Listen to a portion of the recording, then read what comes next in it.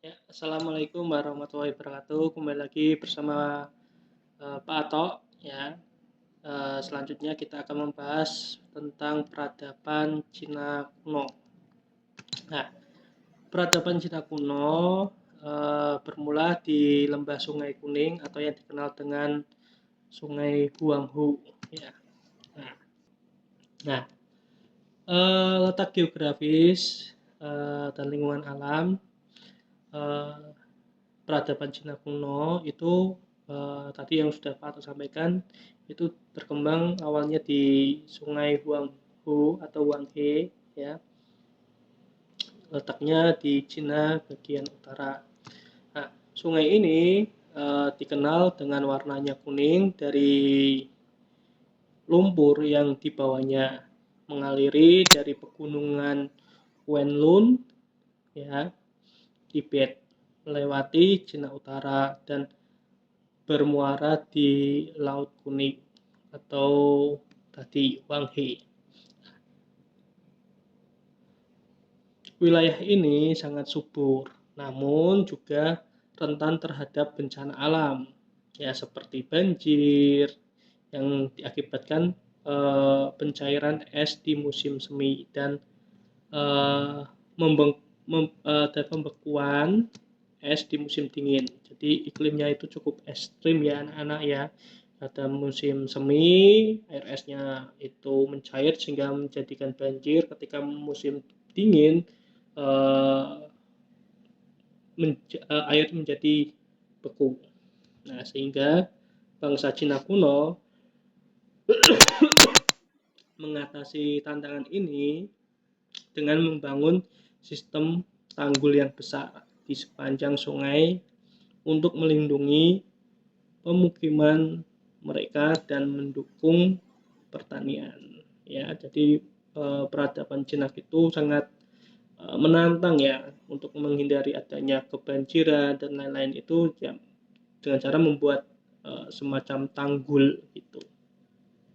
Nah, dilihat dari sosial politik, sejarah Cina itu tidak terlepas oleh dinasti ya.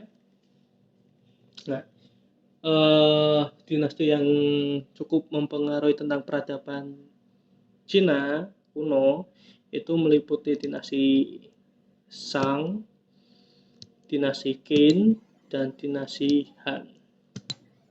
Nah, dinasti Shang merupakan salah satu dinasti yang signifikan pada masa itu. Kekuasaan rajanya bersifat sakral, ya, dan sistem pemerintahannya bersifat feodal. Raja dianggap sebagai wakil para dewa dan tidak terlibat langsung dalam politik praktis. Berarti bisa diartikan bahwa raja di masa dinasti Shang ini merupakan eh, perwakilan dewa. Jadi dalam sistem pemerintahan hanya sebagai simbol. Jadi yang menjalankan pemerintahan ya mungkin perdana menteri atau wakilnya ataupun yang sesuai dengan bidangnya.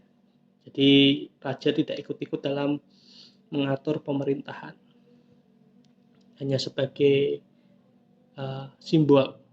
Nah, sedangkan dinasti Qin ya pada masa pemerintahan Shi Huangdi, dinasti Qing ini menandai perubahan besar dengan memperkenalkan sistem pemerintahan unitaris, nah, di mana kaisar memiliki kekuasaan absolut mutlak ya dan melakukan sentralisasi pemerintahan.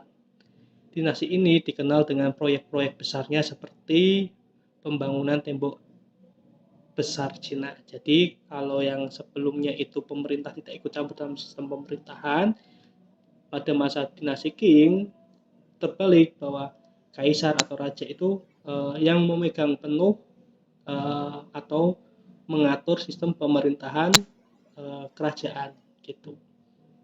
Nah, yang terakhir adalah dinasti Han. Dinasti Han terbagi menjadi Han Barat dan Han Timur. Nah, dinasti ini melanjutkan kebijakan pemerintahan dinasti Qin ya, dengan cara memperluas wilayah Cina, terus membuka hubungan perdagangan melalui jalur sutra darat berarti ya, dan menyebarkan atau memperluas ajaran Konfusius serta Taoisme ya. Jadi di Cina itu ada ajaran kepercayaan yaitu Konfusius atau yang dikenal Konghucu serta Taoisme. Nah, dinasti Han ini dikenal sebagai zaman keemasan dengan kemajuan dalam berbagai bidang. Berarti Cina mengalami kemajuan, salah satunya memperluas wilayahnya di masa dinasti Han. Nah, tadi kita sempat menyinggung tentang ajaran Taoisme. Nah, jadi di Cina itu cukup berkembang para pemikirnya atau filsafatnya, salah satunya yaitu Lao Tse ya. Nah, Lao Tse itu mengajarkan tentang Taoisme yang menekankan penyerahan diri pada Tao. Nah, kekuatan universal yang mengatur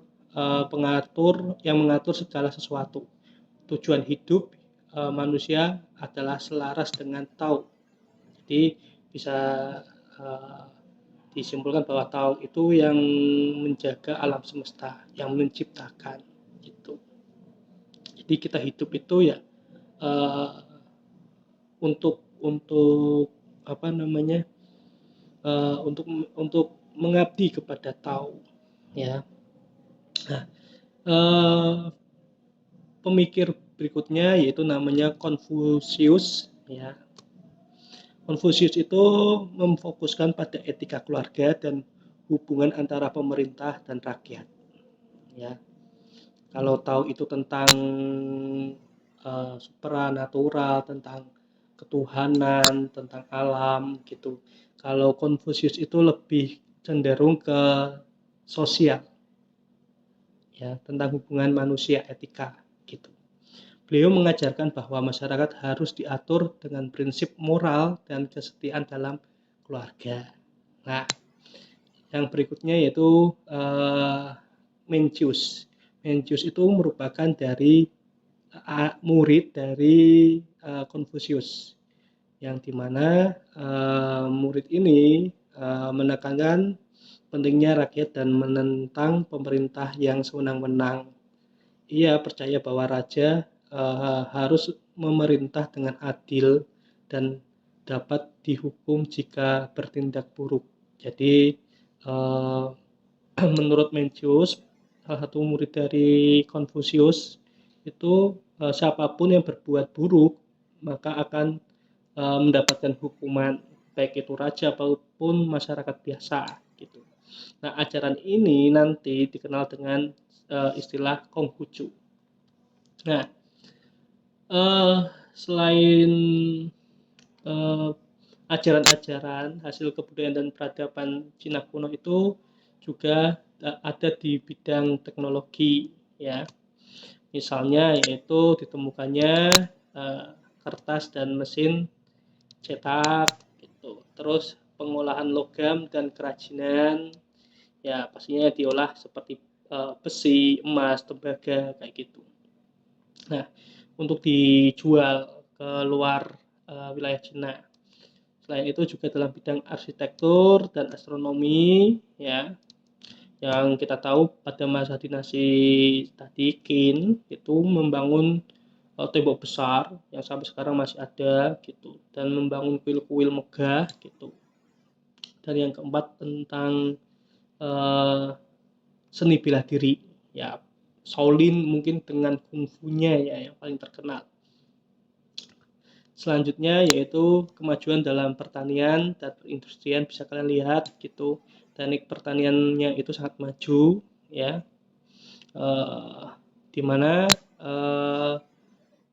pada masa ini untuk menyuburkan sebuah tanaman ya, masyarakat Cina kuno itu menggunakan pupuk ya, dan pengolahan tanaman kedelai dan tebu yang kemudian ditiru oleh bangsa lainnya. Jadi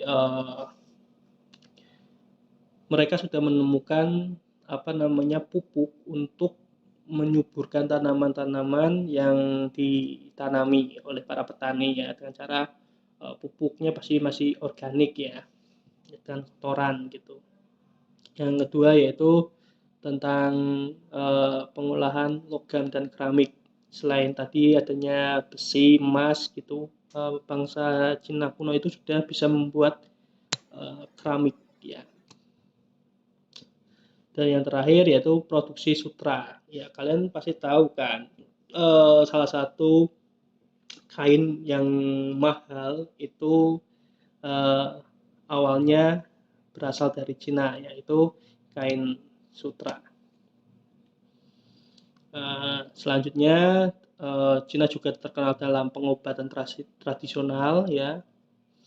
Selain itu, seni bela diri dan pasti masakan khas Cina ya, bakpao, nasi goreng dan masih banyak lainnya.